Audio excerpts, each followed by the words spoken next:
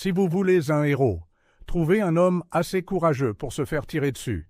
Si vous voulez que les provisions soient livrées, que les femmes ne se mettent pas en travers. » Le capitaine Davor dit cela d'un ton désinvolte, comme s'il commandait un café, et la salle, remplie de volontaires, rit parce que c'était plus facile que de protester. Marat sentit ce rire la glacer comme une pluie verglaçante. Elle glissa le porte-bloc sous son bras, la liste des chauffeurs cliquetant comme une fragile prophétie, et garda une voix égale. Elle avait conduit des camions sur des lacets de montagne, guidé des convois à travers des banlieues inondées, dormi dans sa cabine en attendant que l'aube adoucisse les postes de contrôle. Mais ici, le sourire narquois du capitaine reclassifiait son expérience en simple inconvénient. Dehors, le ciel à l'est retenait encore la nuit, une échymose au-dessus de la ligne déchiquetée des collines où l'artillerie avait parlé dans sa grammaire brutale.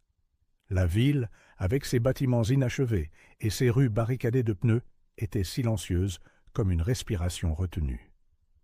Les mains de Marat sentaient légèrement le diesel et le thé à la menthe. Elle avait l'habitude de mâcher des feuilles quand elle était anxieuse, une petite rébellion verte contre la panique. Le regard de Davor la balaya, l'inventoriant et la congédiant. La natte rentrait dans son col, les bottes basses, le bandage sur son avant-bras pour avoir déchargé des sacs trop vite. « Vous gérerez les manifestes à la base, » dit-il, une gentillesse déguisée en instruction. « Laissez les garçons s'occuper de la route de l'Ouest. » Marat hocha la tête parce que la dignité ressemblait parfois au silence. Mais elle écrivit son nom à côté de Camion 3 quand même, de petites lettres inclinées vers la droite, comme une flèche visant une ouverture. Elle n'était pas naïve face au danger. Le danger aiguisait la concentration. Il n'attribuait pas la compétence. Sa mère lui avait dit un jour « Le courage, c'est de faire le travail avec la peur toujours en soi. » Et pendant des années, cette définition lui avait mieux convenu que le gilet pare-balles emprunté. En ce matin d'entrepôt, le courage consistait à rester présente tout en étant effacée. Elle se dirigea vers le quai de chargement, écoutant les bribes de conversation, où les obus étaient tombés, quelles routes étaient dites bloquées, qui avait des voisins disparus. La rumeur disait que l'artillerie continuerait à pousser vers le nord, encouragée par les vents des crêtes. La route de l'ouest serait difficile, mais possible. La rumeur avait des visages, de vieilles cicatrices et de la cendre de cigarette dans sa barbe.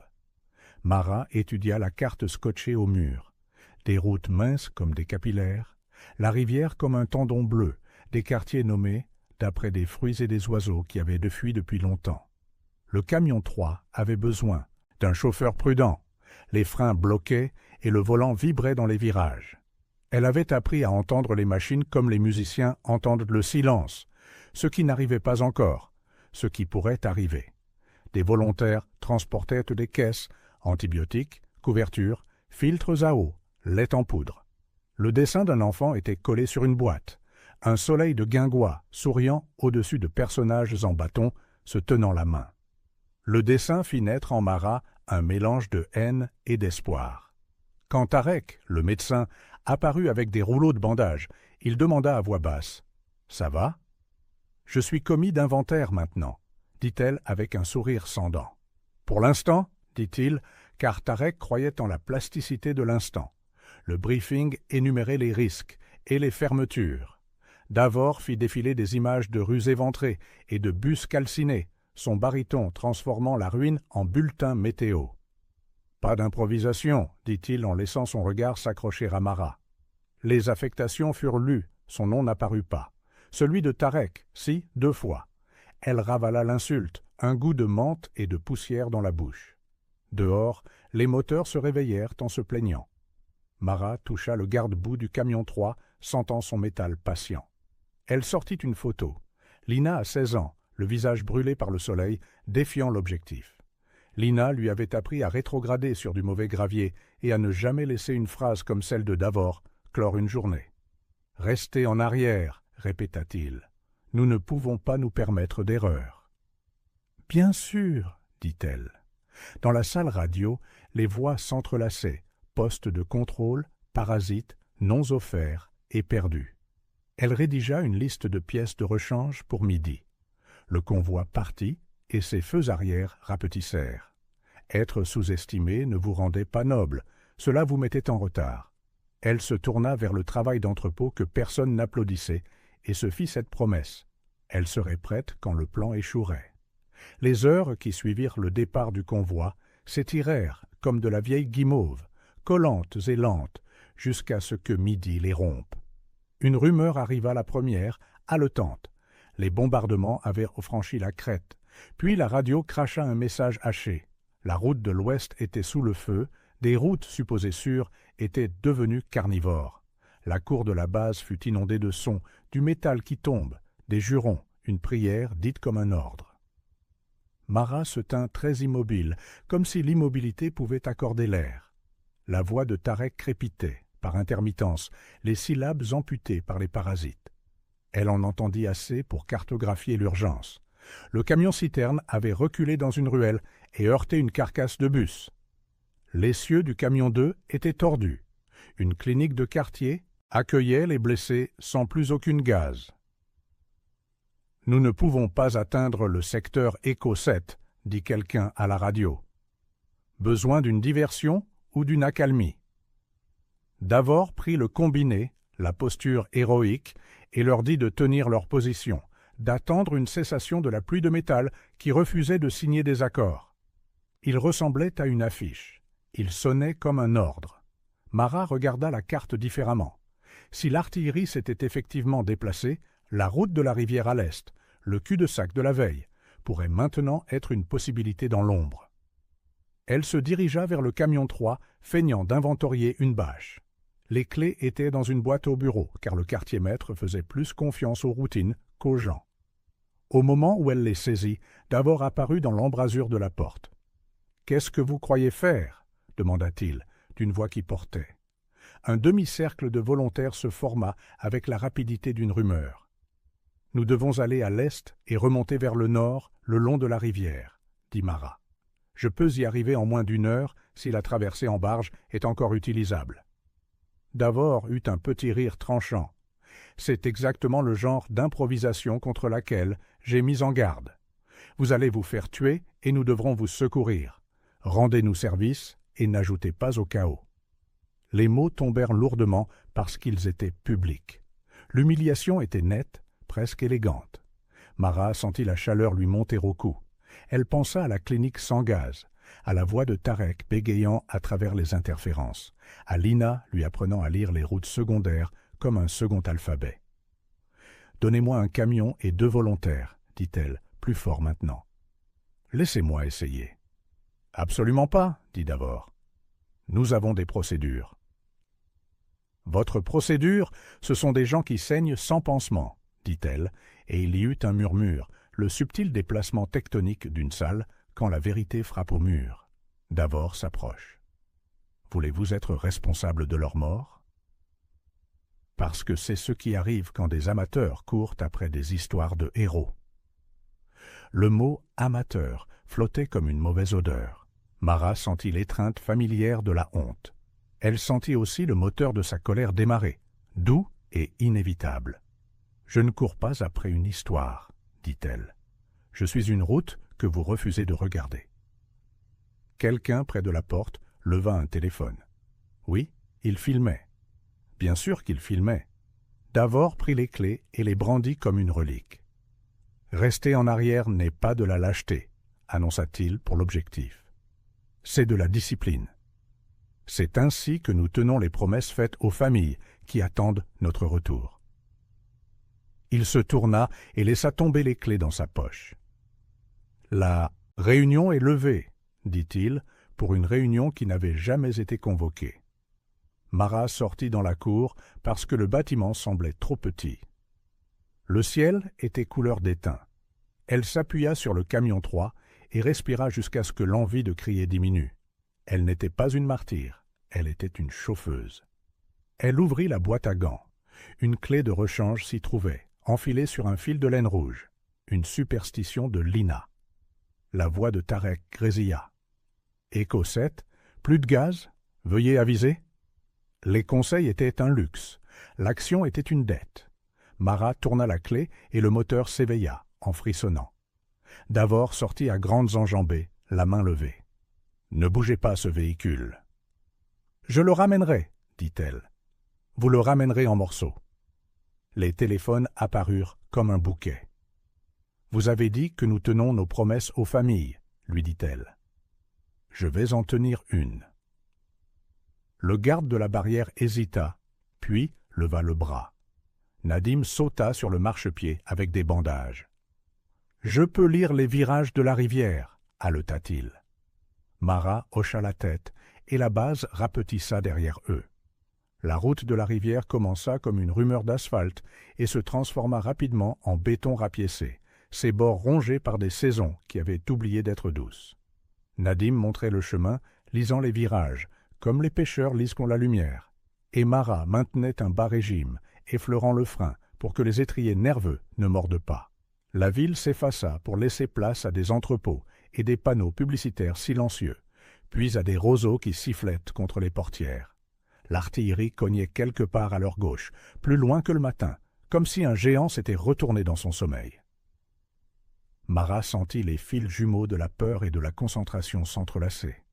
Elle parlait au camion comme à un animal craintif, promettant la stabilité. À la traversée en barge, un homme avec un chapeau qui avait dû être blanc leur fit signe de s'arrêter et fit le signe universel du paiement.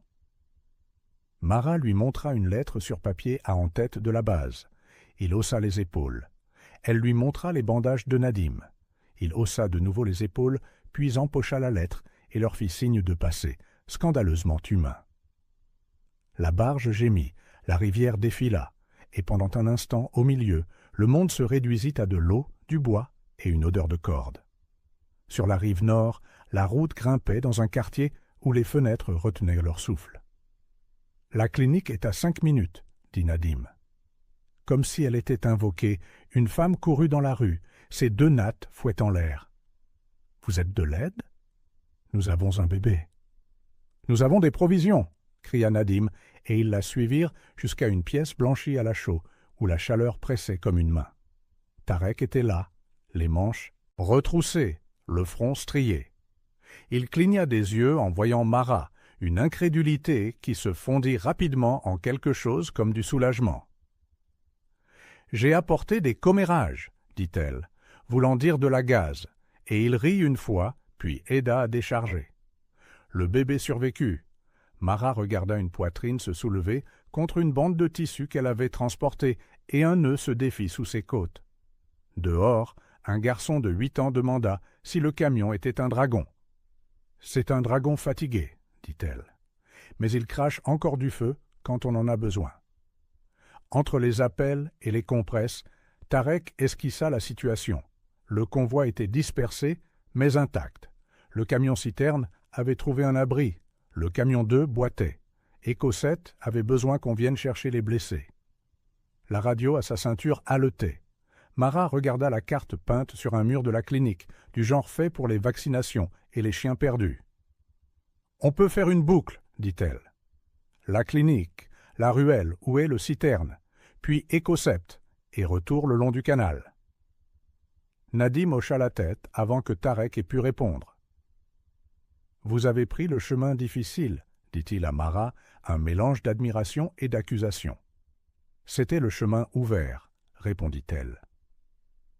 Ils chargèrent ce qu'ils purent et repartirent.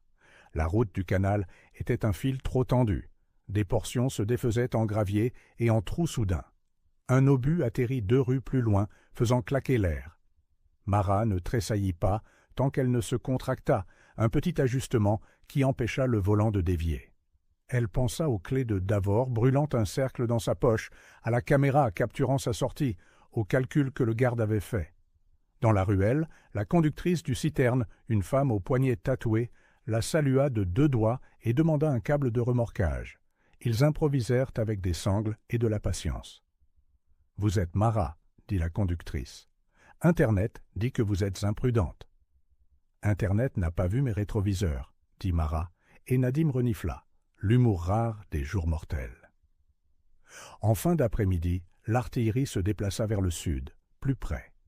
Echo 7 appela « 3 blessés, 1 critique ». Mara fit glisser le camion dans des voies si étroites que le linge frôlait les rétroviseurs pendant que Nadim sifflait des avertissements. Des voisins formèrent une brigade. Un enseignant fut délicatement placé sur une porte. Une batterie aboya, la rue se crispa. Moteur au ralenti, elle attendit, stable. Puis expira. « Encore une tournée avant la tombée de la nuit, » dit-elle. Les gens leur faisaient mon signe vers des ruelles plus sûres. Près de la passerelle, un éclat creva un pneu. Mara se gara en roue libre dans une allée. « C'est fini, » dit Nadim. « Nous sommes retardés, » dit-elle. Ils soulevèrent l'essieu avec le cric et luttèrent avec la jante, tandis que le crépuscule s'installait. Des pétasses. Mains apparurent, la conductrice du citerne, un homme, une fille, aux doigts tachés d'encre. La roue fut mise en place. Le camion se tint prêt. « Une dernière livraison, » dit-elle. Ils suivirent le canal, l'eau noire et loyale sur leur gauche. La nuit les accueillit à la barrière comme un vieux garde qui avait tout vu et s'attendait à plus. Le bras se leva sans hésitation cette fois. Les gens sortirent en masse de l'entrepôt, les visages éclairés par les écrans de téléphone et le soulagement. Tarek aida le dernier patient à descendre et pressa son front contre celui de Mara le temps d'une respiration, un vieux salut rendu nouveau par la poussière. Nadim glissa du marchepied, les genoux tremblants maintenant que le mouvement n'était plus un commandement. Davor se tenait près de la porte du bureau, les clés n'étant plus triomphantes dans sa poche, mais lourdes, jugeant. La cour était bruyante de gratitude et de discussion. Quelqu'un passait en boucle un clip, le moment où Mara avait dit qu'elle tiendrait une promesse, la barrière se levant, le camion s'avançant, tandis que la voix de Davor jetait le blâme comme du gravier. Dans les commentaires de la vidéo, Mara les entrevit à contre-cœur et incapable de s'arrêter. Les gens écrivaient que la bravoure ressemblait à de la logistique faite à temps, que le leadership signifiait parfois s'effacer. D'autres écrivaient des choses plus dures, le sport favori d'Internet. Elle ne voulait pas la ruine de Davor, elle le voulait meilleur. Tarek se pencha. La clinique dit que l'enseignant est stable. Aussi, Nadim est une menace pour le silence. Il a dit à 3 chaînes de radio que tu as sauvé la situation. Nadim haussa les épaules, penaud et ravi. « Nous avons sauvé 1 heure, » dit Mara. « La journée aura besoin de plus de nous. » Davor s'approche, bombant le torse pour affirmer son autorité. « Vous avez désobéi à un ordre direct, » commença-t-il. « Et la ville a changé de direction, » répondit Mara, la voix égale. « Vous protégiez une règle pendant que la carte se réécrivait. » Des murmures ondoyèrent, un étang frappé par plus que la météo. La mâchoire de Davor se crispa. Il leva une main, puis la laissa retomber. « Je vais rédiger un rapport, » dit-il, mais l'énergie n'y était pas. La performance avait perdu son public. « Rédigez-le, » dit Mara, « mais rédigez aussi un nouveau protocole de route. Intégrez une boucle par la rivière pour quand les canons pousseront vers le nord. Préparez des listes qui supposent que les pneus crèvent au crépuscule et que les barges acceptent mieux les bandages que les lettres. Mettez les gens qui connaissent les machines dans la pièce quand vous briefez sur les risques. » Le quartier-maître hocha la tête par réflexe, puis délibérément. Un volontaire cria qu'un donateur avait offert du carburant grâce à la vidéo. Un autre dit que la clinique avait posté un remerciement avec une photo du garde-boue cabossé du camion. La base bourdonnait d'un sentiment plus rare que la victoire. La mise à jour. Davor fixa le sol, puis Mara. « Vous avez mis mes gens en danger, » dit-il, la dernière colline qu'il pouvait défendre. « Ils étaient déjà en danger, » répondit-elle. « Vous les avez gardés immobiles. Je les ai fait traverser. » Le silence s'installa et s'assit avec eux. Finalement, il dit « Je ne m'excuse pas devant une caméra. »« Bien, » dit Mara, « faites-le dans les procédures. » L'équipe de nuit préparait un thé qui avait un goût de fumée et de calme. Mara s'assit sur une caisse, les mains encore tremblantes, et regarda l'équipe s'installer, balayant, enregistrant, vérifiant, riant trop fort quand le rire offrait son petit abri. Une fille des communications demanda un message de 30 secondes sur les couloirs sécurisés. Mara dit oui. « Si vous devez vous déplacer ce soir, Prenez le canal jusqu'à l'ancien moulin, dit-elle à l'objectif. Évitez le marché de l'Ouest, il subit des tirs. Si vous ne pouvez pas bouger, scotchez vos fenêtres et restez à terre. Nous vous voyons. Après, elle trouva Davor devant la carte. Il tenait des épingles et semblait fatigué. J'ai appris sous des officiers qui mesuraient le succès à l'obéissance, dit-il. Les vivants ont besoin d'une autre arithmétique. Alors apprenons une autre arithmétique, dit-elle. Ils redessinèrent le plan, vert pour habituel, jaune pour possible, bleu pour risqué mais nécessaire. Sur le bord, ils ajoutèrent « Quand l'artillerie change de direction, nous aussi ». Nadim diffusa un débriefing présenté comme de la gratitude. Le clip voyagea. De vieux chauffeurs envoyèrent des conseils. Le marinier de la barge publia un horaire. La conductrice du citerne identifia la base. C'est comme ça qu'on fait maintenant. À minuit, des donateurs promirent du diesel. À 2 heures, un mécanicien arriva avec du liquide de frein. À l'aube, la route semblait légèrement différente, comme si la ville avait publié une deuxième version d'elle-même. Mara dormit 1 heure sur un lit de camp et rêva de Lina nouant un fil de laine rouge. Elle se réveilla avec Tarek à ses pieds. « Davor veut que tu diriges le briefing du matin, dit-il. Il offre aussi des pneus de rechange en guise d'excuse. »« J'accepte les excuses en forme de pneus, dit-elle. Elle sourit. Le matin avait la clarté stupéfaite d'une ville après une dure leçon. La lumière se déversait sur la ligne de crête. La fumée écrivait de vagues phrases que personne ne voulait lire. Dans l'entrepôt, l'équipe se tenait autour de la carte avec des tasses et un nouveau respect. Mara fit un briefing simple, comme une recette. Les routes vertes continuent comme d'habitude. Les routes jaunes nécessitent une surveillance à chaque virage. Les routes bleues seulement avec redondance et un chauffeur capable de discuter avec le destin et de gagner. Il y eut de petits rires, reconnaissants pour des instructions qui admettaient l'incertitude. Davor se tenait à côté d'elle, pas derrière elle. Il avait un carnet ouvert et, quand il parla, il crédita d'autres personnes par leur nom. Les excuses prenaient la forme d'une nouvelle politique. Ils répartirent les chargements avec intention, placèrent les pneus de rechange en haut de la pile, scotchèrent le fil rouge sur chaque clé. Nadim gérait le réseau radio avec la tyrannie joyeuse de quelqu'un à qui on avait donné la confiance et qui comptait bien l'utiliser.